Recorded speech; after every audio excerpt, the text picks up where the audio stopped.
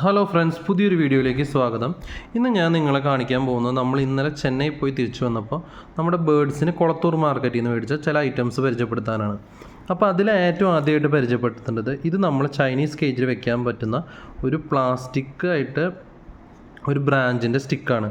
ഇതിവിടെ നമുക്ക് അടിയിൽ നമുക്കിതൊരു ചൈനീസ് കേജിൽ ക്ലിപ്പ് ചെയ്ത് കൊടുക്കാൻ പറ്റും. ഇതിന് വെറും 25 രൂപയാണ് ഞാൻ കൊളത്തൂരിൽ നിന്ന് മേടിച്ചപ്പോൾ എനിക്ക് കോസ്റ്റ് വന്നത്.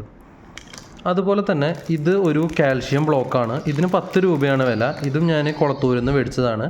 നമ്മുടെ കൊണൂർ ബേഡ്സിന് നല്ല വിറ്റാമിനും മിനറലും കിട്ടാൻ നമുക്ക് കടൽനാക്കിന് പകരം നമുക്ക് ഉപയോഗിക്കാൻ പറ്റിയൊരു സാധനമാണ് ഈ മിനറൽ ബ്ലോക്ക്.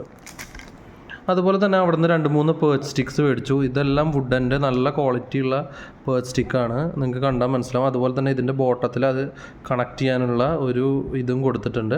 ഇതിനൊക്കെ ഏകദേശം 50 രൂപയാണ് വരുന്നത്. പിന്നെ ഞാൻ അവിടെ നിന്ന് മേടിച്ചത് ഒരു ചെറിയ സ്വിങ് ആണ്.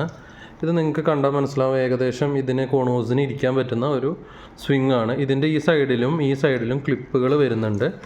ഇതിന് വില ഏകദേശം 150 രൂപയാണ്. നല്ല ക്വാളിറ്റി മെയ്ഡിലാണ് ഇത് കിട്ടിയേക്കുന്നത്.